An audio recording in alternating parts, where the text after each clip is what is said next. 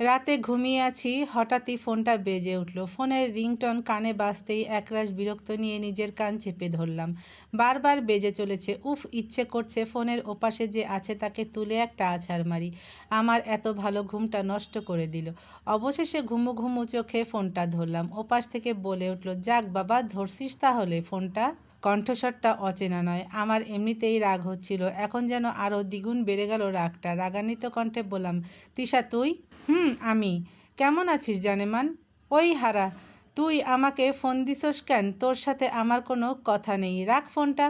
আরে আরে মেঘা, রেগে যাচ্ছিস কেন? আমি কি করেছি? কি করিসনি তাই বল।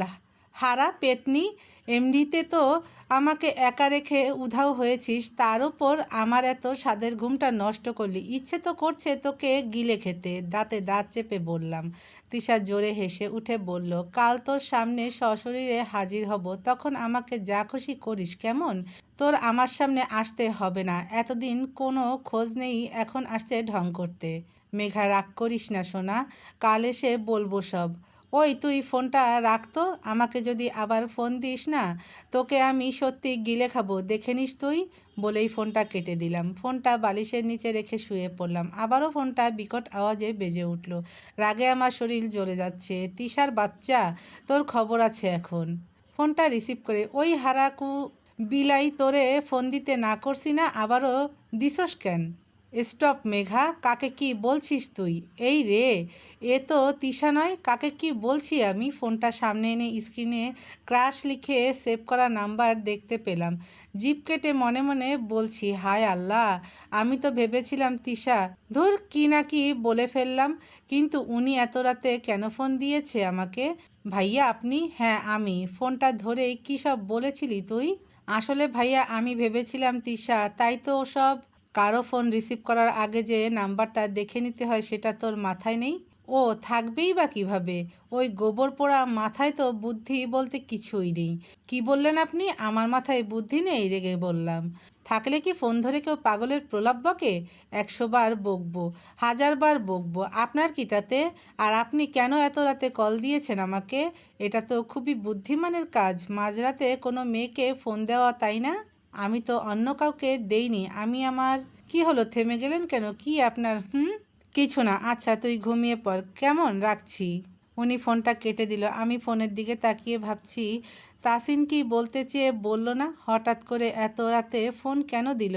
উফ মেঘা, তোর এখন এত ভেবে কাজ নেই। তোর মাথায় এই মুহূর্তে ঘুম ঘুরঘুর করে চলেছে। সব ভাবনাগুলো সাইডে রেখে হারিয়ে গেলাম ঘুমের রাজ্যে। ভার্সিটিতে পাশাপাশি বসে আছি আমি তিশা। আমি মুখ ফুলিয়ে বসে আছি আর তিশা বেচারি আমার মান ভাঙাতে ব্যস্ত। মেঘা জানু, শোন না, আমি তো তোর সাথে যোগাযোগ করতামই। আমার ফোনটা খারাপ হয়ে যাওয়াতে সব সেভ নাম্বারগুলো কিভাবে যেন ডিলিট হয়ে গিয়েছিল, তার জন্যই পারিনি। ও তাই বুঝি? আমিও তো ট্রাই করেছি, বন্ধ ছিল। কেন, সিমটাও কি খেয়ে ফেলেছিলি? ওখানে নেট খুবই কম পায়, তাই হয়তো বন্ধ পেয়েছিস। কাল রাতে কোথায় পেলি আমার নাম্বার? ভূতে দিয়ে এসেছিল? ভূতে কেন দিতে যাবে? আম্মুর ফোনে যে তোর নাম্বারটা সেভ ছিল এটা আমার মনে ছিল না, কাল আম্মুর ফোন ঘাঁটতে গিয়ে পেয়েছি। হয়েছে, তোর রেকর্ড এখন বন্ধ কর, আমাকে আর কিছু বলতে আসবি না। বলে গিয়েছিলি গ্রামে 10 দিনের বেশি থাকবি না, কিন্তু কি করলি? পুরো 18 দিন কাটিয়ে এলি, ভাবা যায়? নাকি বোনের বিয়ের সাথে নিজেরও করে নিয়েছিস? কি বলছিস মেঘা? তোকে না জানিয়ে বিয়ে কখনোই না, বুঝলি? আমার 5টা না 10টা না, একটা মাত্র বেস্টি, সেটা হলি তুই, বুঝেছিস মেঘকন্যা? ওই হারা, খবরদার ওই নামটাতে ডাকবি না। ওই নামটা তুলে রেখেছি কারো জন্য, শুধু সেই ডাকবে। তিশা মুখ ভেঙিয়ে বলল, তা যাহার জন্য তুলে রাখিয়াছ নামটা, তাহার সন্ধান কি পাইছো তুমি? হয়তো পেয়েছি। কি পেয়েছিস? কে সে? নাম কি? কি করে সে? আমাদের ভার্সিটির কেউ? উত্তেজিত হয়ে বলল। উফ আল্লাহ, শুরু হয়ে গেছে পেতনির বকবকানি। পেতনি বলিস আর যাই বলিস, আমি কিছু মনে করব না। বল না এখন। এখন নয়, আগে তো আমি শিওর হই, তারপর বলবো। চল তো ক্যান্টিনে যাই, তোর ফোনের চোটে সকালে কিছু খেতেও পারিনি। চল। 2 দিন পর আমি আর তিশা ভার্সিটি থেকে বেরিয়ে রাস্তা দিয়ে হাঁটছি আর গল্প করছি। হঠাৎই চোখ পড়ল রাস্তার পাশের ফুচকার দোকানটাতে। পাটা স্থির করে দাঁড়িয়ে পড়লাম। সেখানে তাসিন ভাইয়া। উনি ওখানে কি করছে? সাথে ওই মেয়েটাই বা কে? তিশা আমাকে দাঁড়াতে দেখে পাশে এসে দাঁড়ালো। কিরে মেঘা, দাঁড়িয়ে পড়লি কেন? চল। আমি কিছু বলছি না, চুপ করে ওই দিকে তাকিয়ে আছি। আমাকে আরও অবাক করে দিয়ে তাসিন ভাইয়া মেয়েটাকে ফুচকা খাইয়ে দিল, মেয়েটাও দিল। কেন জানি চরম রাগ হলো আমার তাসিনের ওপর। মনের ভেতরের কেমন যেন একটা কষ্টের অনুভব করছি। এই মেঘা, কি হলো তোর? কথা বলছিস না কেন? তিশার কথায় নড়ে উঠলাম। আমি কিছু না বলে তিশাকে রেখেই তাসিনের সামনে গিয়ে দাঁড়ালাম। তিশাও কিছু বুঝতে না পেরে আমার সাথে আসলো। আমাকে দেখে তাসিন ভাইয়া হেসে বলল, আরে মেঘা, তুই এখানে? ওনার হাসি মাখা মুখটা দেখে ইচ্ছে করছে ওনার মাথাটা ফাটিয়ে দিতে। আমি নিজের রাগটা প্রকাশ না করে বললাম, ভাইয়া উনিকে? মেয়েটাকে ইশারা করে। আমার কথায় তাসিন ভাইয়া যেন উৎসাহ পেল, হাসিটা আরও প্রকট করে বলল, ওর নাম রিশা আর ও আমার। কি আপনার? না, তোকে বলা যাবে না। তুই মাকে কখন বলে দিবি তার ঠিক নেই। তখনই মেয়েটি তাসিনের কাঁধে হাত রেখে ন্যাকাভাবে বলল, তাসিন চলো তো, লেট হয়ে যাচ্ছে। তুমি না বললে আমাকে ঘুরতে নিয়ে যাবে? আমি যেন আকাশ থেকে ধপাস করে মাটিতে পড়লাম। বলে কি এই মেয়েটা?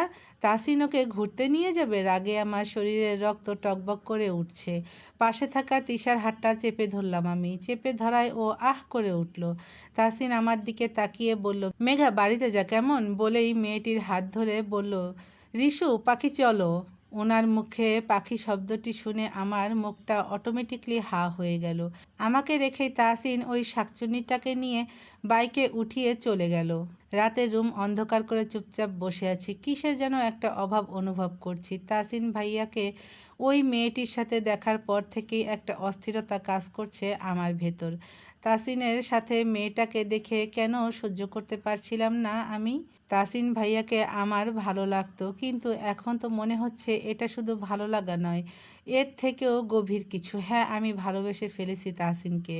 কিন্তু তাসিনকে আজ ওই মেয়েটার সাথে যেভাবে দেখলাম, তাতে তো মনে হচ্ছে তাসিনের মনে ওই রিশা শাকচুনিটা বাসা বেঁধে বসেছে। তাহলে কি আমি হারিয়ে ফেলবো ওনাকে? আমার ফোনটা বারবার বেজে চলেছে, সেদিকে আমার কোনো খেয়াল নেই। আমি যে তাসিনের ভাবনাতে ডুবে আছি।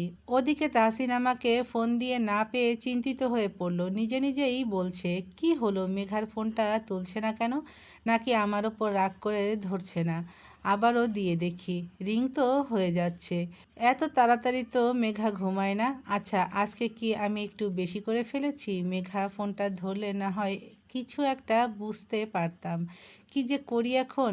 আজ ওকে দেখে অন্যরকম লাগছিল। দেখেই মনে হচ্ছিল আমার সাথে রিশাকে যেন ওর সহ্য হচ্ছিল না। না, এভাবে চললে তো ও আমাকে ভুলও বুঝতে পারে।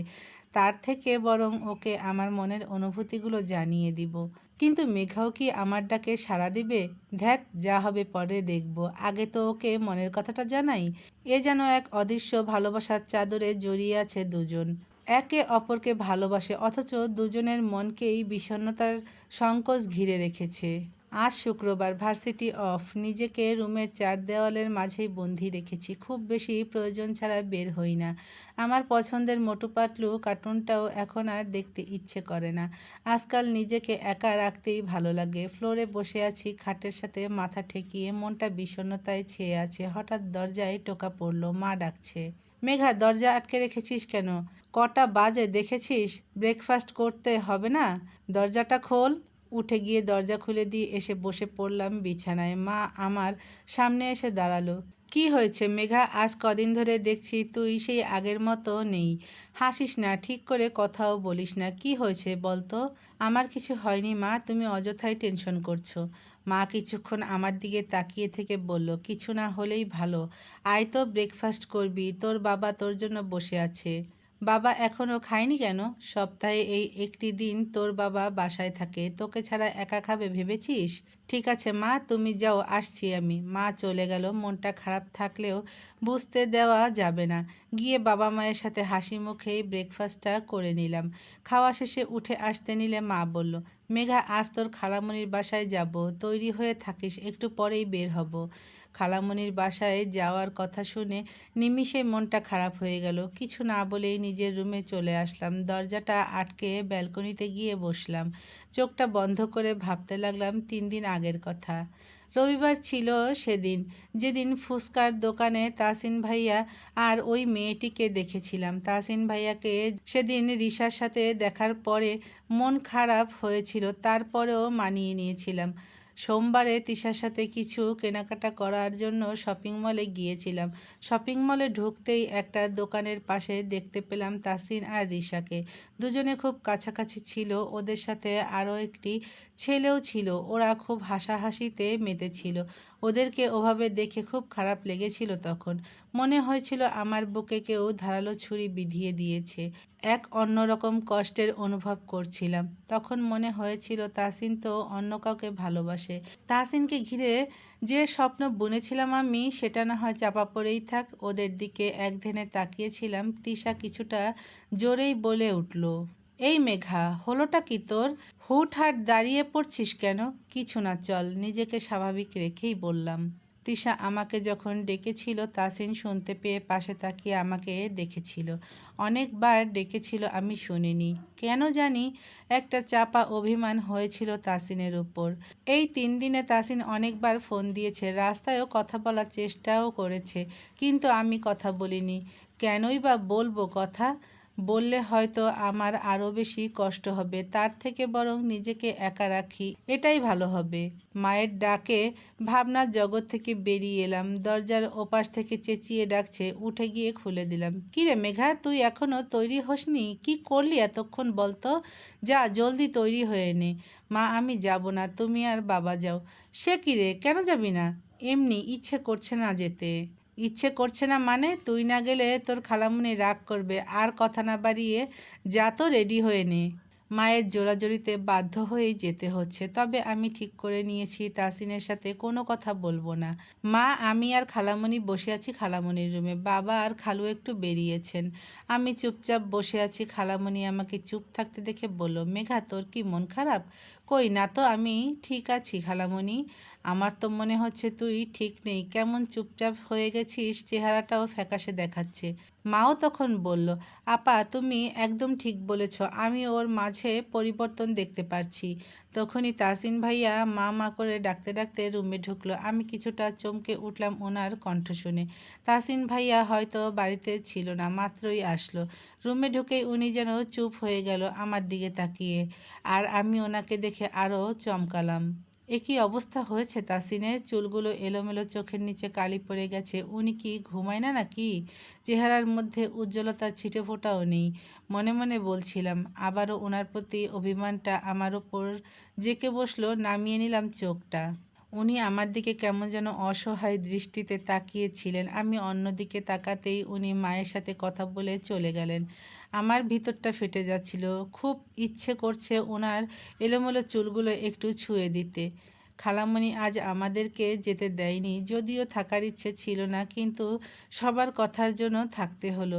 রাত তখন 11টা বাজে। ভালো লাগছিল না। ভাবলাম ছাদে গেলে খোলা আকাশের নিচে হয়তো ভালো লাগবে। তাই রুম থেকে বেরিয়ে ছাদে ওঠার সিঁড়িটার কাছে আসতেই কেউ আমার হাতটি জোরে চেপে ধরল।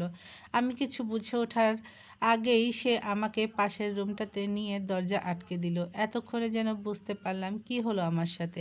আমি নিজের হাতটা ছাড়ানোর চেষ্টা করছি। সামনে থাকা লোকটির মুখ অন্ধকারে দেখতেও পারছি না। ভয়ে আমার গলাটা শুকিয়ে আসছে। রুমটা অন্ধকার। জানালা দিয়ে বাইরের কিছুটা আলো এসে সামনের মানুষটির মুখে পড়াতে আমি চরম আকারে অবাক হলাম। সাথে রাগও হলো তার ওপর। ভাইয়া, আপনি আমাকে এভাবে নিয়ে আসলেন কেন? ছাড়ুন আমাকে। উনি আমার ঠোঁটে আঙ্গুল দিয়ে চুপ থাকতে বললেন। তাকিয়ে রইলেন আমার দিকে, যেন কতদিনের তৃষ্ণা মিটাচ্ছেন আমাকে দেখে। বাইরের আলো এসে আমার মুখে পড়ায় উনি ভালোভাবে দেখতে পারছেন। আমার মোটেও সহ্য হচ্ছিল না উনি আমার হাতটা এখনও চেপে ধরে আছেন। আমি নিজেকে ছাড়ানোর জন্য ব্যস্ত হয়ে পড়লাম। হঠাৎই তাসিন আমাকে দেওয়ালের সাথে চেপে ধরলেন। ওনার এক হাত আমার কোমরে, অন্য হাত দেওয়ালে রেখে আমার দিকে তাকিয়ে শান্ত কণ্ঠে বললেন, মেঘা, তুই কি আমাকে মেরে ফেলতে চাস? আমি বিস্মিত চোখে তাকালাম ওনার দিকে। আবছা আলোতেই বোঝা যাচ্ছে চোখে পানি টলমল করছে। কিন্তু উনি একথা কেন বলল? ওনার নিঃশ্বাস আমার মুখে পড়ছিল। কেমন যেন অস্বস্তিকর একটা পরিবেশ। আমাকে চুপ থাকতে দেখে তাসিন ওনার দুহাতে আমার দুগালে হাত রেখে আমার কপালে নিজের কপাল ছুঁয়ে বলল, মেঘা, তুই তো এতটাও ছোট নয়। একটাবার কি সত্যিটা যাচাই করতে পারতি না? আমার মনে কি আছে সেটা কি একটিবার জানতে চেয়েছিস তুই? কখনো কখনো যে চোখের দেখাটাও ভুল হতে পারে, এটাও কি বুঝিস না? তোর এমন অবহেলা, অভিমানটা যে আমার ভিতরটা তিলে তিলে ক্ষতর সৃষ্টি করছে। তাসিনের বলা কথাগুলো যেন আমার মাথার উপর দিয়ে যাচ্ছে। কি বলে চলেছে উনি এসব? আমি প্রশ্নসূচক দৃষ্টিতে চেয়ে রইলাম ওনার দিকে। উনি আবারও বলতে লাগলো, আমি যে ঘুমাতে পারি না মেঘা, জানিস? এইখানটায়, ঠিক এইখানে বুকের বাপাশে আমার হাতটি চেপে ধরে। প্রচণ্ড আকারে চিনচিন ব্যথা অনুভব করি। মনে হয় যেন কেউ আমার হৃৎপিণ্ডটা আমার থেকে আলাদা করে নিয়েছে। আমার পুরোটা জুড়ে যে শুধু একটি রমণীর বসবাস, সে যে প্রতিটি মুহূর্তে আমাকে মুগ্ধ করে। আমি চাই, খুব করে চাই, সে আমার বুকে এসে আমার এ অসহ্য যন্ত্রণাটা কমিয়ে দেখ। আমার মনে অনেকগুলো প্রশ্ন জটলা পাকিয়ে চলেছে। তাসিনের বলা সব কথাগুলো যেন আমাকে ঘিরেই ছিল। তাহলে কি উনিও আমাকে ভালোবাসেন? কিন্তু ওই মেয়েটা, সে কে ছিল ওনার? আমার হাত তাসিন নিজের হাতের মুঠোয় নিয়ে বললেন, মেঘা, আমি জানি তুই কি ভাবছিস। তোর ভাবনার উত্তরটা আমিই দিচ্ছি। রিশা আর আমাকে যেভাবে যেটুকু দেখেছিস, পুরোটাই আমাদের প্ল্যান ছিল। রিশা আমার ফ্রেন্ডের গার্লফ্রেন্ড। আমি শুধু তোর মনের অনুভূতিটুকু জানার জন্য ওর সাথে তোর সামনে মিশেছিলাম। কিন্তু আমি ভাবিনি তুই এ ব্যাপারটা এত সিরিয়াসভাবে নিবি। এই 3টা দিন আমার 3টা বছরের মতো কেটেছে। তোর সাথে একটু কথা বলার জন্য দমটা যেন বন্ধ হয়ে আসছিল আমার।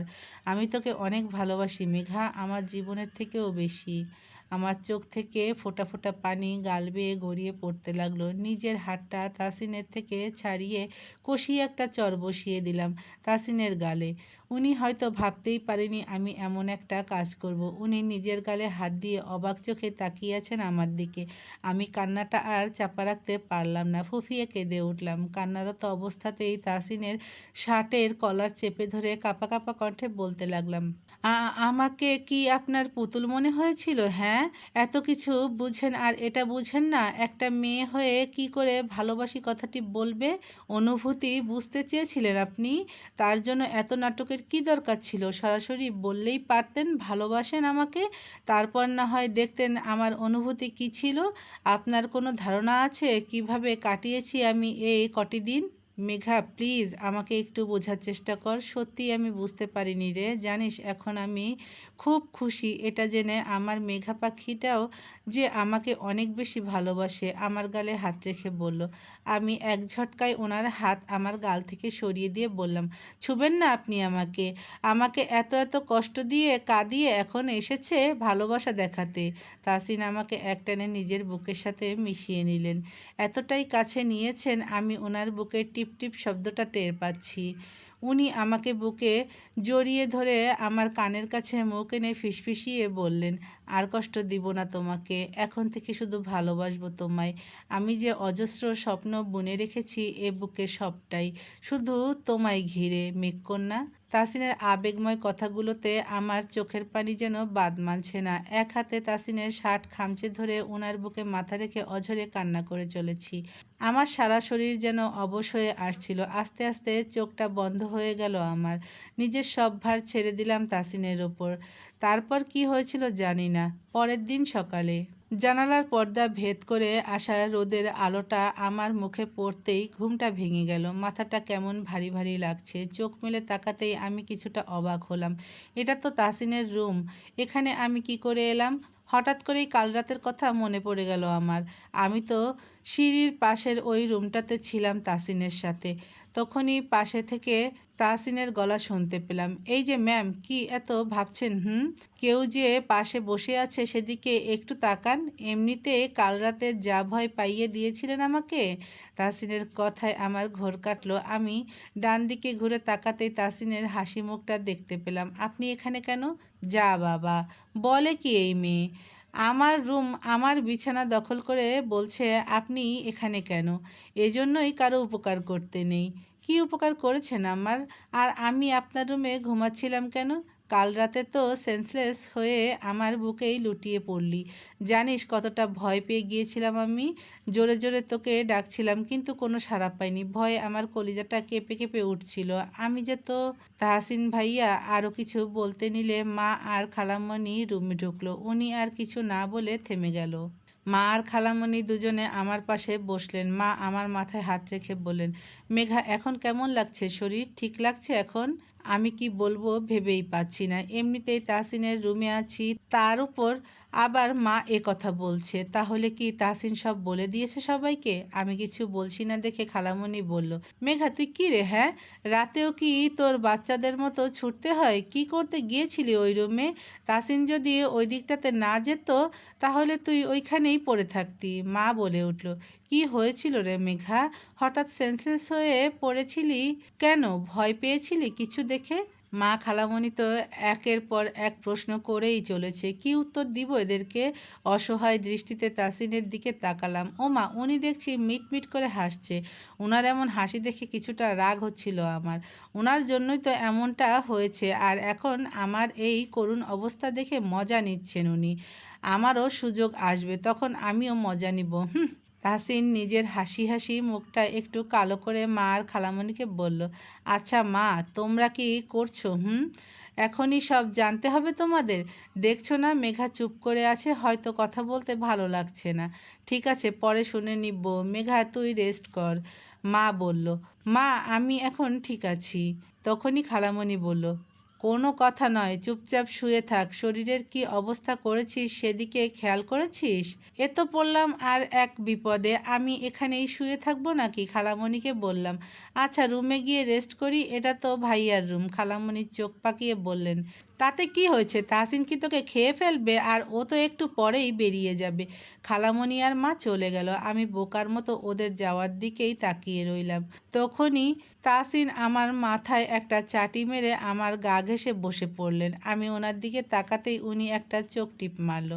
আমি একটু সরে এসে বসতে নিলে উনি আমার কোমরটা জড়িয়ে ধরে আরও কাছে টেনে নিল। হঠাৎ এভাবে ছোঁয়াতে কিছুটা কেঁপে উঠলাম। কি করছেন ভাইয়া? ছাড়ুন আমাকে। উনি আমার ঠোঁটে আঙ্গুল দিয়ে বলল, হুম, আমাকে আর কখনো ভাইয়া বলবি না, কেমন? আমি ওনার চোখের দিকে একবার তাকিয়ে চোখটা নামিয়ে নিলাম। মাথা নিচু করেই বললাম, আচ্ছা মা খালামণিকে কি বলে বুঝিয়েছেন আপনি? কি আর বলবো, তোর মা মানে? আমার খালামণিকে বলছি, খালামণি তোমার মেয়ে আমাকে হারানোর বিরহে কাতর হয়ে পড়েছিল, তাই তো ওর আজকে এই অবস্থা। বাঁকা হেসে বলল। আমি রাগী চোখে তাকালাম ওনার দিকে। আরে আরে, আমার মেঘকন্যা যে রেগে গিয়েছে। উফু, মেঘা তোর এই রাগী ফেসটাকে কি দারুণ দেখাচ্ছে, ইচ্ছে করছে টুপ করে খেয়ে ফেলি। এবার আমার চরম রাগ হয়ে গেল। নিজেকে জোর করে ছাড়িয়ে দূরে সরে আসলাম। রেগেই বললাম, আপনি কি আসল কথাটি বলবেন? ওকে ওকে বলছি, এত হাইপার হচ্ছিস কেন? কাল রাতে তোর অমন অবস্থাতে খুব ভয় পেয়ে গিয়েছিলাম আমি। কি করব ভেবে পাচ্ছিলাম না, তাই মাকে আর খালামণিকে ডেকেছিলাম। আমার মায়ের তো ডাক্তারি বিষয়ে কিছুটা ধারণা আছে। মা কি যেন একটা ওষুধ খাইয়ে দিয়েছিল তোকে। ওনারা জানতে চায়নি আমি আর আপনি ওখানে কি করছিলাম? জানতে চাইবে না আবার? আমি বলেছি আমি ছাদের দিকে যাচ্ছিলাম, কিছু পড়ে যাওয়ার আওয়াজ পেয়ে ওই রুমে গিয়ে দেখেছি তুই পড়ে আছিস। কি এত বড় একটা মিথ্যা বলে দিলেন? তাহলে কি সত্যিটা বললে ভালো হতো? ঠিক আছে, বলে দিচ্ছি। মাকে ডাকি কেমন? না না, কিছু বলতে হবে না। আচ্ছা আমি আপনার রুমে কেন? নিয়ে এসেছি এখানে তাই। নিয়ে এসেছেন মানে কিভাবে? কিভাবে আবার? কোলে তুলে? কি, আমাকে আপনি কোলে তুলে নিয়ে এসেছেন? আমার মেঘকন্যা। আমার গাল টেনে বললেন, আমাকে মেঘকন্যা কেন বলছেন? তোর খুব ইচ্ছে সে তোকে আদর করে এ নামে ডাকবে। আমিই তো তোর সে, তাই না? আপনাকে আমার সে মানতে বয়েই গেছে। ভেংচি কেটে বললাম। তারপর সেখান থেকে উঠে আসতে নিলে তাসিন আমার হাত টেনে ধরলেন। আমি তাকাতেই মিষ্টি একটা হাসি দিয়ে বলল, সত্যিই ভালোবাসি তোকে। আমি প্রত্যুত্তরে কিছু বললাম না, হেসে চলে আসলাম। আমার দিনগুলো ভালোই কাটছে তাসিনের সাথে। আমার সম্পর্কের কথা শুধু তিশা জানে। রাতে ঘুম আসছিল না, তাই বসে ম্যাগাজিন পড়ছিলাম। হঠাৎ ফোনের মেসেজ টোন বেজে উঠল। ফোনটা ড্রেসিং টেবিলের ওপর রাখা ছিল। সিম কোম্পানির মেসেজ ভেবে উঠলাম না। প্রায় ৫ মিনিট পর আবারও মেসেজ আসলো। এবার না উঠে পারলাম না, হয়তো তাসিন মেসেজ করেছে। ফোনটা হাতে নিয়ে তাসিনের মেসেজ দেখলাম দুইটাই। ওপেন করতেই দেখলাম প্রথম মেসেজে লেখা, মেঘা ৫ মিনিটের মধ্যে ছাদে আয়। দুইটাতে লেখা, কি হলো, কোথায় তুই? আমি কিন্তু তোর রুমে চলে আসবো এখন। মেসেজ দুটো পড়ে আমি কিছুটা অবাক হলাম। এটা তো আমাদের বাড়ি, তাসিন আমাদের ছাদে এত রাতে কী করে আসলো? মোবাইলে টাইম দেখলাম 11টা বেজে 54 মিনিট। আমি তাসিনের নাম্বারে ডায়াল করতে যাব, আবারও মেসেজ আসলো, এবার কিন্তু আমি সত্যিই তোর রুমে আসব। আমি আর দেরি না করে ফোনটা বিছানার উপর রেখে ছাদে চলে আসলাম। কিন্তু এ কি, ছাদে তো লাইট দেওয়া থাকে, এ তো পুরাই অন্ধকার। তাসিন কোথায়? অন্ধকারে কিছু দেখতেও পারছি না, ফোনটাও আনিনি যে ওনাকে ফোন দিব। আচমকা কেউ আমাকে পেছন থেকে জড়িয়ে ধরলো। আমি চমকে উঠেও নিজেকে সামলে নিলাম, কারণ এ ছোঁয়াটা যে আমার খুব পরিচিত। উনি আমাকে জড়িয়ে ধরে ঘাড়ে থুতনি রেখে বললেন, কি ব্যাপার মেঘা পাখি, ভয় পাওনি? ভয় কেন পাবো, আপনার ছোঁয়াটা যে আমার খুবই চেনা। উনি আর কিছু না বলে আমাকে ওভাবেই জড়িয়ে ধরে কিছুটা সামনে এগোলেন। হঠাৎ লাইট জ্বলে উঠল। সামনে চোখ পড়তেই আমি চরম পর্যায়ে অবাক হলাম। গাঁদা ফুল আর গোলাপের পাপড়ি দিয়ে বড় করে লাভ আঁকানো। তার মধ্যে গোলাপের পাপড়ি দিয়ে গোটা গোটা অক্ষরে লেখা, হ্যাপি বার্থডে টু ইউ মেঘকন্যা। আমি বিস্ময় চোখে ঘাড় ঘুরিয়ে তাসিনের দিকে তাকালাম। আজ আমার বার্থডে, আমিই তো ভুলে গেছি। তাসিন ঠিক মনে রেখেছে। উনি ঠোঁটের কোণে হাসি ফুটিয়ে আমাকে ছেড়ে দিয়ে পাশে রাখা চেয়ারটা থেকে একগুচ্ছ গোলাপ হাতে নিয়ে মৃদু হেসে বললেন, শুভ জন্মদিন মেঘা। আমার চোখের কোণে পানি জমে গেল। এটা দুঃখের নয়, সুখের। আমি মুচকি হেসে হাত বাড়িয়ে তাসিনের হাত থেকে ফুলগুলো নিয়ে বললাম, ধন্যবাদ আপনাকে আমাকে এত সুন্দরভাবে উইশ করার জন্য। ধুর পাগলি, নিজের মানুষকে ধন্যবাদ দিতে হয় নাকি? তার থেকে বরং অন্য কিছু দাও। অন্য কিছু কি দিব? আমি কি বলবো, তুমি জানো। আচ্ছা, পরে না হয় কিছু দিয়ে দিব। তাসিন আমার দিকে তাকিয়ে হাসলো, কিছু বলল না। উনি নিজের হাতটি বাড়িয়ে দিলেন আমার দিকে। আমি মুচকি হেসে তাসিনের হাতে হাত রাখলাম। চলো এবার কেকটা কাটা যাক, অনেক দেরি হয়ে গেছে। আমি অবাক হয়ে তাকিয়ে বললাম, এত কিছু কিভাবে করলেন আপনি? তাসিন মুচকি হেসে আমাকে পাশের বিল্ডিংটা দেখিয়ে বলল, ওই বিল্ডিংটাতে আমার একটা ফ্রেন্ড থাকে, ওর সাহায্য নিয়েই করেছি। কে বলেছে এতটা রিস্ক নিয়ে এসব করতে? যদি কোনো অঘটন ঘটে যেত? ঘটেনি তো, তাছাড়া আমাদের ভালোবাসার প্রথম সিজন চলছে, আর এটা তোমার প্রথম বার্থডে এই সিজনে, আর আমি এটুকু করব না? তা কি করে হয়? ভালোবাসার প্রথম সিজন মানে? ভ্রুকুসকে বললাম, এমনি এমনি তো বলি না, গোবর আছে তোমার মাথায়। প্রথম সিজন মানে হলো আমাদের এ নতুন পথ চলা তো মাত্র শুরু হলো, আর আমাদের এ নতুন সম্পর্কে এটাই প্রথম জন্মদিন ছিল তোমার, বুঝলে এবার? বুঝেছি। পরবর্তী সিজনগুলো কি বলবো? বাঁকা হেসে বলল। আমি ওনার দিকে তাকিয়ে ওনার এমন হাসি দেখে বললাম, না থাক, আমার আর জানতে হবে না। উনি জোরে হেসে উঠলেন আমার কথায়। আজব তো, হাসছেন কেন পাগলের মতো? তোমার প্রেমে আমি আমি পাগল হয়ে গেছি গো, তাই হাসছি। তারপর দুজনে মিলে কেক কেটে ছাদে কিছুক্ষণ সময় কাটিয়ে তাসিন চলে গেল, আমিও রুমে চলে আসলাম। আমি আর তিশা ভার্সিটি থেকে বেরিয়ে রিকশার জন্য দাঁড়িয়ে আছি। আমাদের সামনে একটা গাড়ি এসে দাঁড়ালো। আমরা দুজনেই তাকিয়ে আছি সেদিকেই। গাড়ির দরজাটা খুলে বেরিয়ে আসলো আবির। আমাদের সামনে এসে বলল, হেই মেঘা, কেমন আছো? আমি কেমন আছি তা জেনে আপনি কি করবেন? কি আর করব, কিছুই না। ঠিক আছে, তাহলে যেখানে যাচ্ছিলেন সেখানেই যান। আমি তো তোমার কাছেই এসেছি। কেন, কি দরকার আমার কাছে? তুমি যাকে ভালোবাসো সে কখন কোথায় যাচ্ছে, কি করছে তার খেয়াল কি রাখো তুমি? কি বলতে চাইছেন আপনি? তাসিন আর তোমার সম্পর্কের কথাটা আমি জানি, আর এটাও জানি তাসিন তোমাকে ঠকাচ্ছে। কি বলছেন কি আপনি? তাসিন না আপনার ফ্রেন্ড, ওকে নিয়ে আপনি উল্টাপাল্টা বকছেন। ও আমার ফ্রেন্ড, কিন্তু তোমার সাথে ও প্রতারণা করছে, এটা জেনেও আমি চুপ থাকবো? আমার গলাটা যেন শুকিয়ে আসছে। আবির তাসিন সম্পর্কে কি বলে চলেছে এসব? তিশাও অনেকটা অবাক হচ্ছে এসব শুনে। তিশা আবিরকে বলল, শুনুন, তাসিন ভাইয়াকে আমি চিনি, আর যতটা জানি উনি মেঘাকে খুব ভালোবাসে, ঠকানো তো প্রশ্নই ওঠে না। আবির মৃদু হেসে বলল, ঠিক আছে, আমার সাথে চলো, তোমরা নিজের চোখেই দেখবে। আমি যেন নড়তে পারছিলাম না, কিন্তু আমাকে তো যেতেই হবে। আমার বিশ্বাস আছে তাসিন এমন কিছু করবে না। আমি আর তিশা আবিরের সাথে একটা রেস্টুরেন্টের সামনে আসলাম। ভেতরে ঢুকে একটু আড়াল থেকে আবির আমাকে সামনে তাকাতে বলল। আমি সামনে তাকিয়ে নিজের চোখে বিশ্বাস করতে পারছিলাম না। এ কি দেখছি আমি? আমার হাত পা থরথর করে কাঁপতে লাগলো। পড়ে যেতে নিলে তিশা আমাকে ধরে ফেলল। আবির পাশ থেকে বলে উঠল, কি এবার বিশ্বাস হলো তো আমার কথা? আমি আর এক মুহূর্ত ওখানে দাঁড়ালাম না, বেরিয়ে আসলাম। তিশাও আমার পেছন পেছন আসলো।